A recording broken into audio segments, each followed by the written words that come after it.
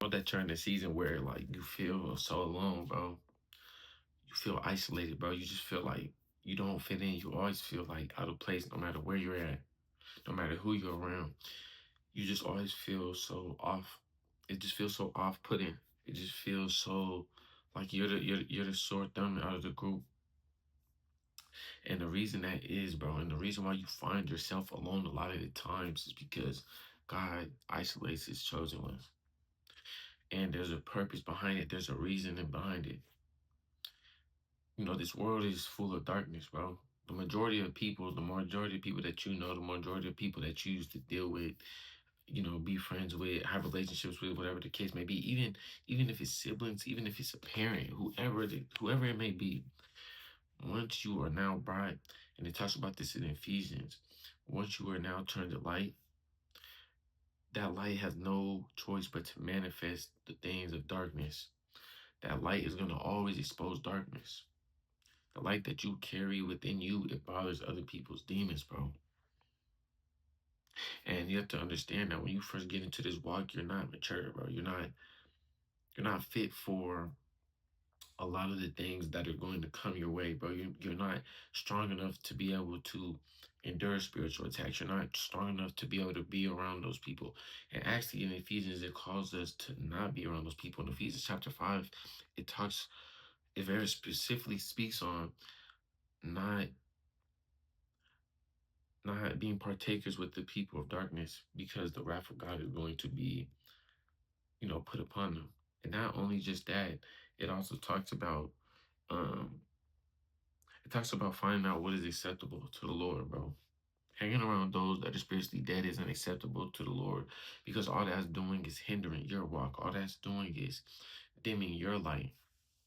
And, it talks about walking wisdom and it talks about walking carefully, intentionally. You get what I'm saying? It also says, don't even, right here it says, for it is even, this is verse 12 of Ephesians chapter 5. And I've talked about this a lot in other videos, but it says, for it is shameful even to speak of those things which are done by them in secret. Even entertaining, dwelling, discussing, gossiping about the things that people do in darkness or with people in darkness, that right there itself is detrimental and it's wrong for you to do. You have to understand the devil is very, but he's very, the devil's very cunning. Any spiritual door, any just like a mouse can get into tons of cracks. Any little crack or any little room that you leave and give space for him to creep into, he's going to take a full advantage of that. That's why it calls us to not be amongst those of darkness. Do not, waste your pearls with swine, bro. Do not be partakers. Do not be partners with those in darkness. And, back to my main point, when you first get saved, bro, you don't have that spiritual maturity. You don't have all the wisdom. You don't have all the knowledge that you have, you know, after being seasoned. And that's why you'll find yourself isolated. God has to kind of shield you, bro. He has to protect you. He has to guard you. He has to put you in a private manner and where he can work on you, where he can build you, bro. And then once you get, built up to a certain point, you start realizing like, I mean, no one really wants to be lonely, but for me, I'm just waiting for life, have, wife, kids, but until then, I don't feel the need to be around people. Like some people, even Christians, they're so concerned with being around people, not being lonely. People don't want to be alone, that they'll go put themselves around, situations or relationships that they know serve them no purpose and they doesn't serve or do any good for them or their walk with Christ. They're more concerned about friends and or a spouse or being accepted and being loved by other people, but really you're trying to fill a void that's already been filled once you accept Christ because he leaves his spirit with you, the Holy Spirit of promise. God's love is sufficient and it's enough. But a lot of the times, especially like when you're spiritually mature, you don't necessarily realize that. Like, that God's all you need. But even though you know better, you don't want to do better. You know what I'm saying? Because it's hard, bro. Especially, I mean, especially like because if you're not studying the word, like I said, you'll never have the knowledge to understand what it requires, what God requires of you on this walk. So when you start getting isolated and you start thinking everything's going crazy and you're like, oh my God, like what's going on?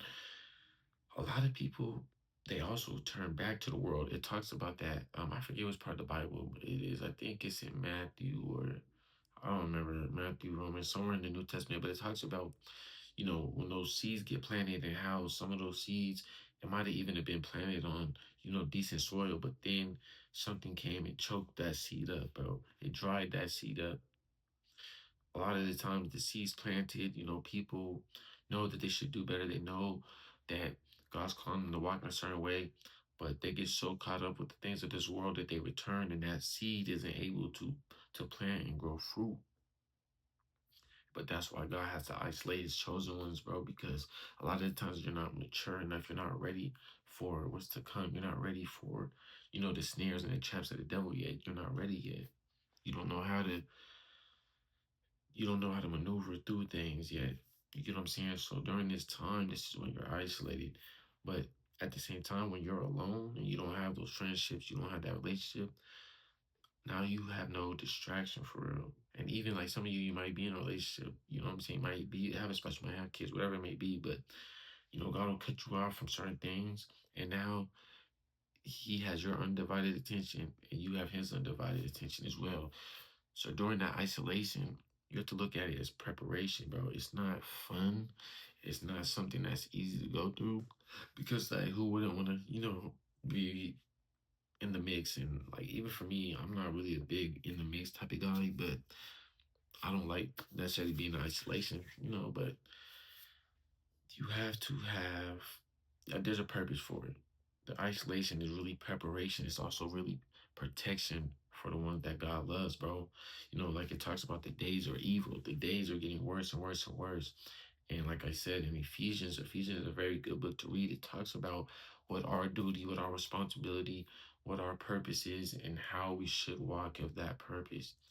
But without you having the biblical knowledge, without you receiving the wisdom from Christ on how to do it, it'll be easy for you to be led astray or for you to, come at points where you become stagnant because you don't know what to do. You don't know how you should be walking. And that's why it's important to read this word. When you're in isolation, read this word, bro. Stay in your word to receive that knowledge, to receive that wisdom, because Christ gives it to all that ask for him. He blesses his children with all these spiritual gifts. Therefore, receive it.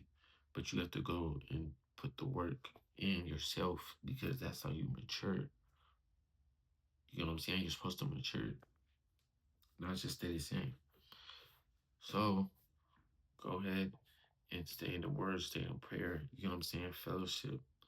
Be around those of like-mindedness, people that can disciple you and help you grow. Because what you start realizing is anything that's not bringing you closer to God is just bringing you further away. You gotta weed that out. You gotta get away from that. And never just go based off of what people say out of their mouths because we know there's wheats and there's tares, bro. There's a lot of people that say they love God. You might have friends, oh, I go to church or I pray or, they have that Bible verse or, oh, child of this, in their bios or, whatever the case may be. They might post scripture, share stuff, but how are their actions? What are their action saying? Are they producing any fruit? I mean, fruit. Sorry. That's how you're able to test the spirit. You know one by their fruit, by their labors, by their actions, not just by empty words, bro. But without working on that relationship with the Lord, how will you know? You won't be able to discern that because you haven't worked out enough. You know what I'm saying? Like, I compare a lot to physically working out. If you can't even, lift 25 pounds, you for sure can't lift 80, 100, not even 30, not even 35. It takes strength. So discernment those spiritual gifts, it takes time, it takes effort, it takes molding, and that's what God's doing during this isolation season for you. He's molding you, He's developing you, He's refining you, He's preparing you, and You need to make the most of that season. Don't just sit it because honestly, the less you do the work, and I'm not saying you should just be in a rush to get out of it. Only God knows how long you're gonna be in that season. But the more and more you stay stagnant, the more and more you stay immature, you're never gonna be able to grow and get to the next level, bro.